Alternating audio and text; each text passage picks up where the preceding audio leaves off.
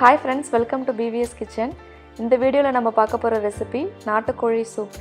வாங்க இந்த ரெசிபி எப்படி பண்றதுன்னு இப்ப பார்க்கலாம். குக்கர்ல 1 டீஸ்பூன் நல்லெண்ணெய் சேர்த்திருக்கேன்.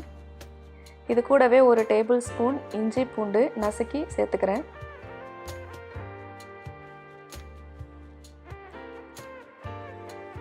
இது லைட்டா வதங்கினதும் 4-5 சின்ன வெங்காயம் கட் பண்ணி போட்டுக்கிறேன்.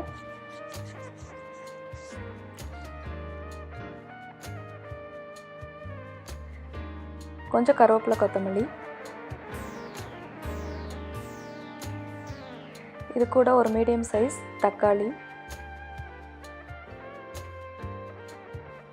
இன்னைக்கு நான் 100 கிராம் நாட்டுக்கோழி எடுத்திருக்கேன். எலும்போடு இருக்கிற கறியாக எடுத்துக்கோங்க, அதுதான் ரொம்ப நல்லது. இன்றைக்கி நான் 2 பேருக்கு தான் சூப் செய்கிறேன்.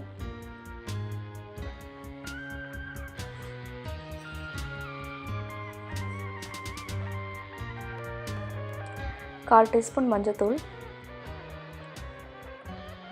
இப்போ 1 ஸ்பூன் மிளகு, அரை ஸ்பூன் ஜீரகம், 1/4 ஸ்பூன் சோம்பு.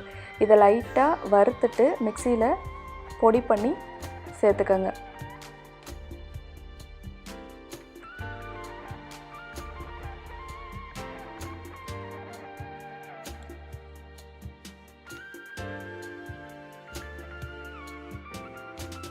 தேவையான அளவு உப்பு, 2 பெரிய கிளாஸ் தண்ணி சேர்த்துக்கிறேன்.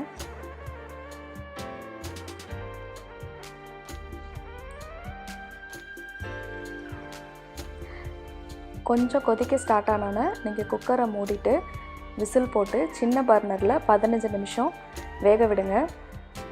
உங்களுக்கு கண்டிப்பாக விசில் வராது. 15 நிமிஷத்துக்கு அப்புறம் நீங்கள் ஓப்பன் பண்ணி பார்த்தீங்கன்னா கறி நல்லா வெந்து உங்கள் சூப் ரெடி ஆகிடும்.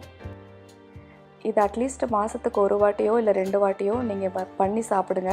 இந்த நாட்டுக்கோழி சூப்பு வந்து ரொம்ப உடம்புக்கு நல்லது. சின்ன குழந்தைங்களுக்கு கண்டிப்பாக கொடுங்க.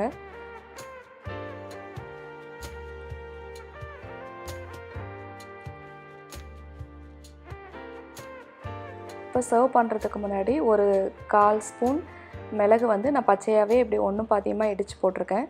நீங்கள் சின்ன குழந்தைங்களுக்கு கொடுக்குற மாதிரி இருந்தால் இந்த ஸ்டெப்பை ஸ்கிப் பண்ணிவிடுங்க.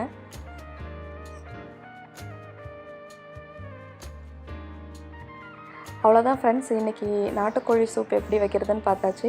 இந்த ரெசிபி உங்களுக்கு பிடிச்சிருக்கும்னு நினைக்கிறேன். இந்த வீடியோவை லைக் பண்ணுங்கள், ஷேர் பண்ணுங்கள், மறக்காமல் என் சேனலை சப்ஸ்கிரைப் பண்ணுங்கள்.